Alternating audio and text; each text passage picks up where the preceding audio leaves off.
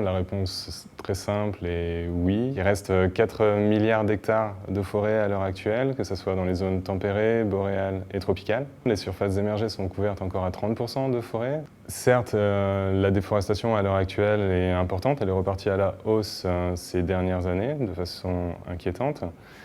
Mais c'est difficile de faire des prédictions à 5 ans, 10 ans, 50 ans. On a des tendances, si vous voulez, mais les taux de déforestation sont aussi très contextuels et peuvent varier en fonction de la demande, par exemple. Il suffit qu'il y ait une crise économique qui se produise pour que des demandes de certains matériaux bruts s'effondrent et que les taux de déforestation ralentissent, par exemple. Il y a une étude qui est parue il y a quelques mois de ça qui ont montré qu'il y avait un verdissement global de la planète. Donc c'est très contre-intuitif. Mais donc à l'aide de données satellites, des chercheurs se sont rendus compte que certaines régions du monde étaient beaucoup plus vertes et contribuaient au verdissement global de la planète. Et quand on regarde un peu plus dans les détails, il s'agit en fait de programmes de reforestation massifs qu'il y a eu en Chine et qui contribuent donc très nettement à ce verdissement. L'autre grand contributeur de ce verdissement global de la planète, c'est l'Inde, dans lequel les systèmes de production agricole se sont améliorés avec un usage, en termes de rendement j'entends, avec un usage massif d'intrants et de fertilisants qui contribue du coup à un verdissement, si vous voulez, des surfaces cultivées. En France, on gagne des forêts par exemple. Il y a actuellement de la déprise agricole et donc on constate que des forêts sont en train de recoloniser des pâturages anciens. Par contre, si on s'intéresse plus particulièrement aux tropiques comme je le fais, là la situation est beaucoup moins réjouissante et on constate qu'il y a quand même des pertes nettes de surface forestée depuis les années 70-80 de façon massive. Il y a une dégradation, si vous voulez, des écosystèmes. Des forêts, il en restera. La question, c'est de savoir dans quel état elles seront dans 100 ans. Je crois qu'à l'heure actuelle, 20-25% des forêts n'ont pas connu d'exploitation. Donc c'est une toute petite partie des forêts qui restent encore à l'état naturel. Généralement dans des endroits inaccessibles, comme sur des montagnes, sur des endroits un peu particuliers d'un point de vue géographique. Et donc, au Brésil, les drivers de la déforestation, c'est bien évidemment l'agriculture intensive, l'élevage, donc la production de soja sur des très grandes étendues. Donc avec les conséquences en termes de taux de déforestation, je crois que pour l'année 2018, on est aux alentours de 8000 km² de forêt perdue, seulement pour la partie amazonienne du Brésil.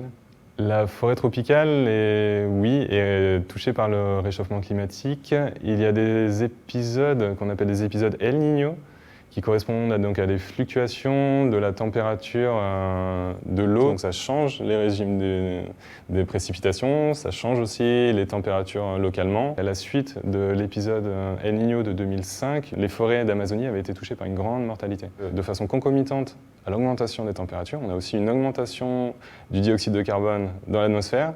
C'est la nourriture des plantes et que du coup, elles croissent plus vite. On appelle ça la fertilisation au CO2, cet effet de fertilisation au CO2 donc, qui permet aux plantes de croître plus vite, mais en contrepartie avec ces augmentations de température qui ont quand même tendance à contrecarrer la bonne photosynthèse. Et la migration ou le changement des communautés végétales, d'un point de vue donc latitudinal ou d'un point de vue altitudinal, on le constate déjà. Il y a des nouvelles espèces qui arrivent et les abondances des espèces qui tolèrent bien les températures élevées qui augmentent.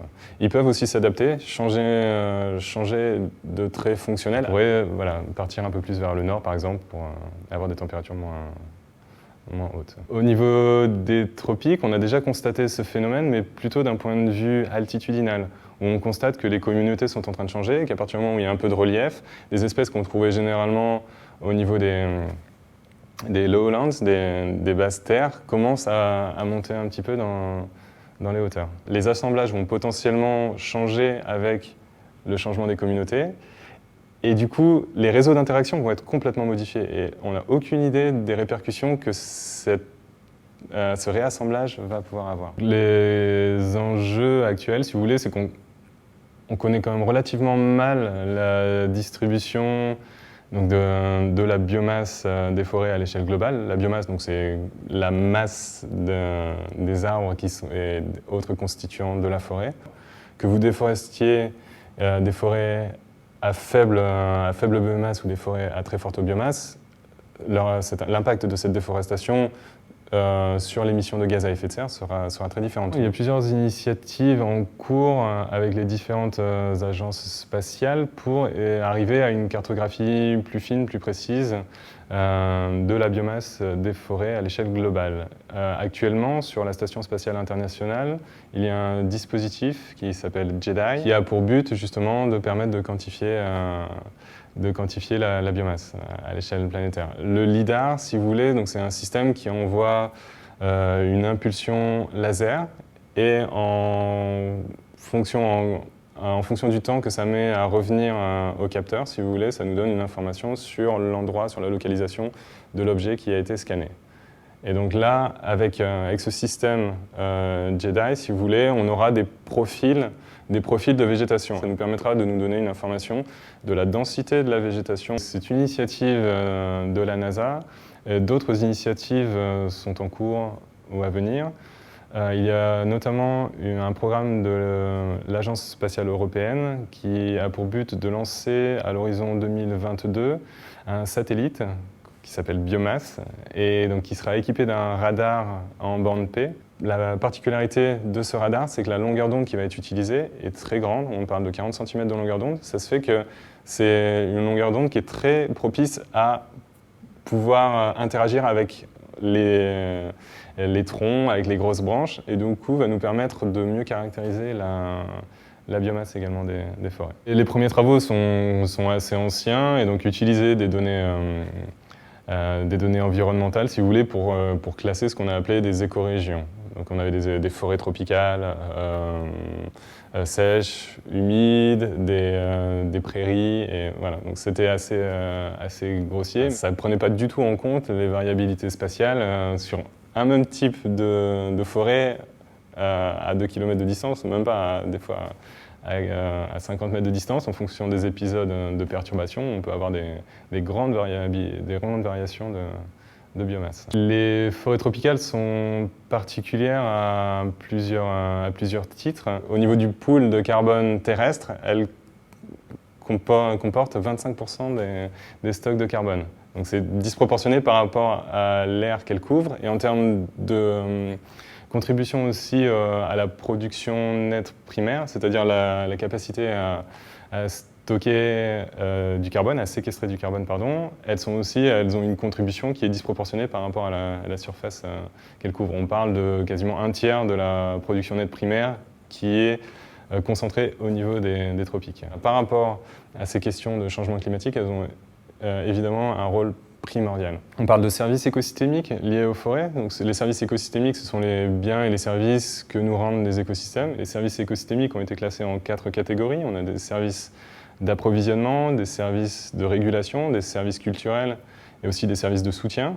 Et tous ces types de services sont rendus par les forêts tropicales en termes notamment de prévention de l'érosion des sols, en termes de régulation du climat dont on vient de parler, la valeur culturelle et patrimoniale de ces forêts tropicales avec leur biodiversité impressionnante en termes de contribution à la pharmacopée mondiale. Le nombre de principes actifs qui viennent des forêts tropicales est assez incroyable. Les arbres ont évidemment un rôle majeur à jouer pour soustraire du dioxyde de carbone de l'atmosphère.